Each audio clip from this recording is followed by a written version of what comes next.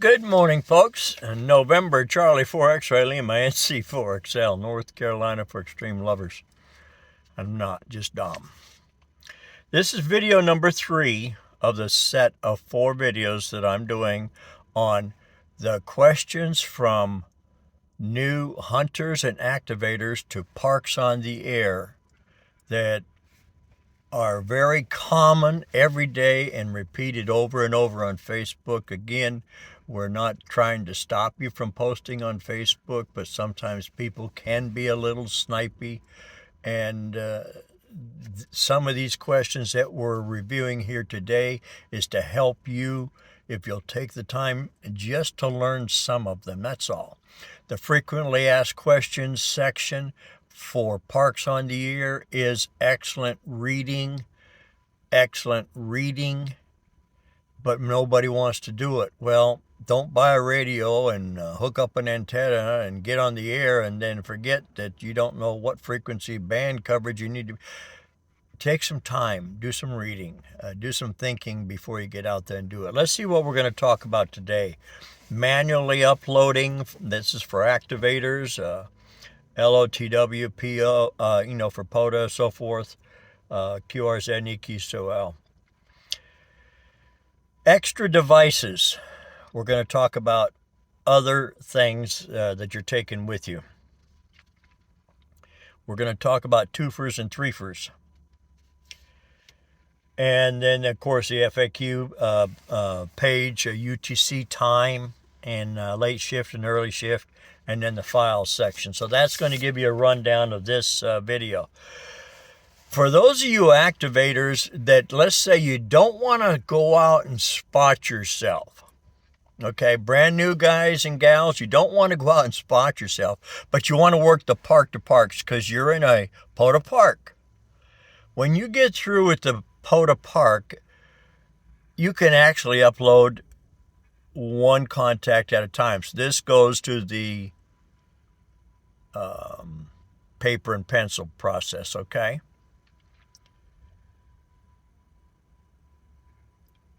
Work your park to parks.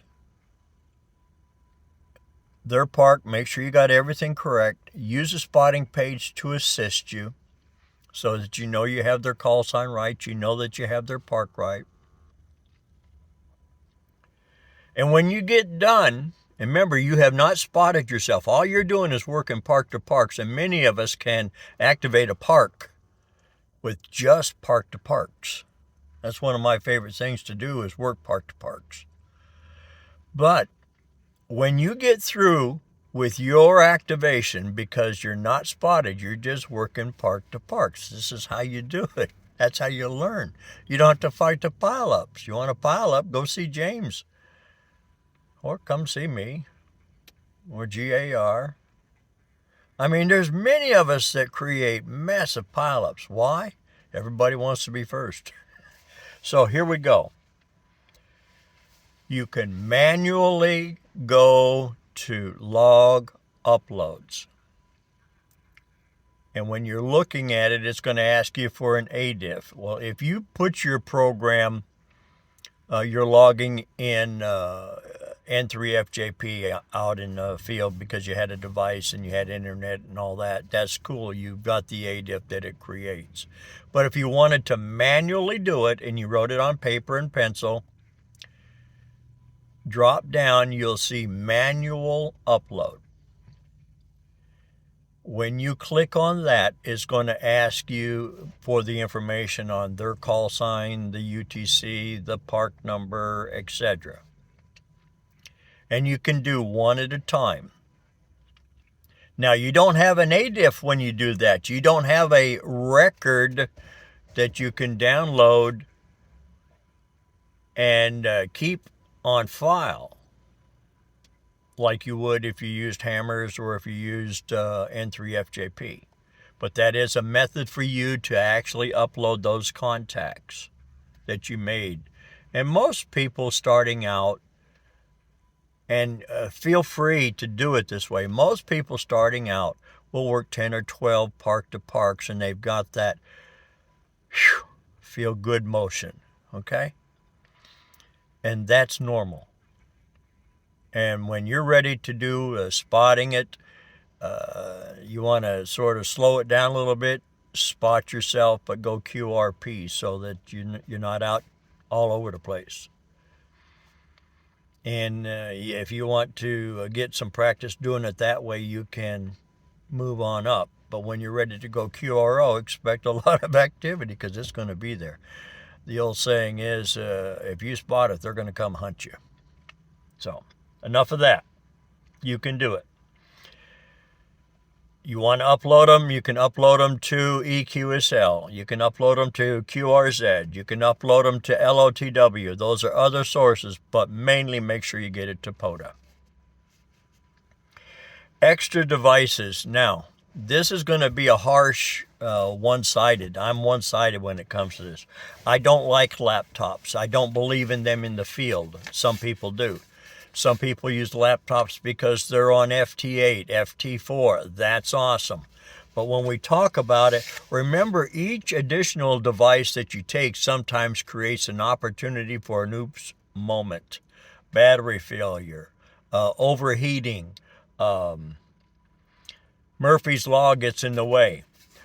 All my antennas when I go out are resonant. I have a 17 meter specifically for 17 meter infed. I have the 10 through 40 design specifically for, so I don't need tuners to touch it up a little bit. I don't need to fool the radio and the antenna to make sure they're happy. I try to run resonant, so I'm not using a tuner. That's another device. Okay. When you go out, have a backup of a backup. You'll hear on the air sometimes I'll make the statement, 2 is 1, 1 is none. I carry 2 radios when I go out. I carry 2 batteries when I go out. I carry a logbook and extra pens and paper, and I carry an extra logbook because if I run out of room in one book, I better have another book to continue on because that's why I'm out there. Not using a tuner, I don't have to worry about additional cables. Okay. When you go out with coax, I have a 50-foot run for the 17. I have a 50-foot run for the 10 through 40. I also have a backup 50-foot run of coax in case I have an antenna issue. It happens. So you learn to have different extras. Now, if you're hiking in, everything I'm saying goes out the window, okay, because you're concerned about weight and so forth. I'm not. Okay. If you have a laptop and you want to make sure that your battery's fully charged, if you're having a great day and the next thing you know, you're sitting there with 370 contacts and your battery on your laptop is saying, fill me, and the pileup hasn't ended yet. Well, you better have paper and pencil ready to continue on. Shut the laptop off and keep going. You don't need to know the name of the person that you're talking with on the other end. That comes automatically when you do it the old-fashioned way like me. If you're just reading a name and a state and that's all you're looking, that's almost like contest mode. Forgive me, I'm not trying to be ugly. I want to know you, but I want to know you. I don't want to know you because the computer says your name is Joe. Okay, that's just a preference.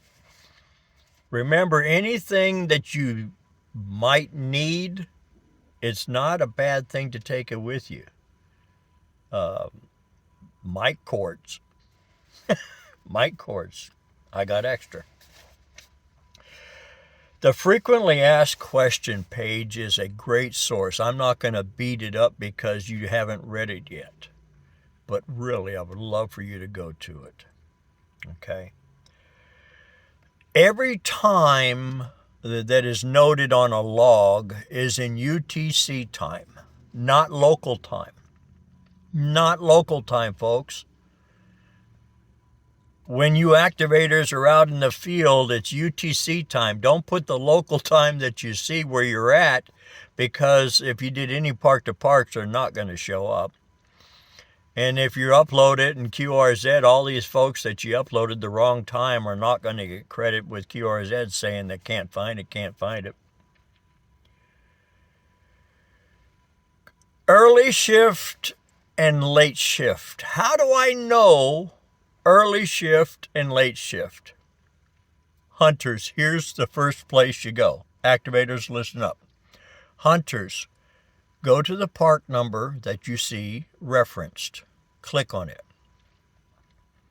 And it's going to tell you the name of the park. And if you scroll down the information, you're going to see early shift and late shift UTC times. Did you hear the activator? That helps you too. UTC times are there for early shift and late shift. And each one of the parks has that information there for you. Okay? Now, this is a good section of the Facebook page that many people are missing. Up on the very top, some tabs. Look for the word files, F-I-L-E-S. Go to it. Take some time and scroll down and click on some of the things that you see there. Map lists, JPEGs, images. A lot of free information that other folks have taken the time to create. It may be an answer to a question that you have. But see, we all get in a hurry and we don't want to look. We want instant. Well, sometimes we have to research. And if you go to the Files tab and start scrolling and looking in there, you might find some nice information. And it's free. That's the end of this video. I hope that there's something come out of it that'll benefit you. Welcome again to our new activators and our new hunters, new members of POTA. This is the fun side of amateur radio, in my opinion. I'm conceited. Me, myself, and I are all three convinced that it is a great thing to do. But you do need to do a little bit of reading of that frequently asked question book. I'm going to put a plug in again there because it's a beneficial. Again, remember, you don't have to like or subscribe on my page. You can laugh with me, and we'll go from there. I'll catch you on the next and last video in the series of 473s in November. Charlie 4XL Lima. North Carolina for extreme lovers. I'm not. Just Dom.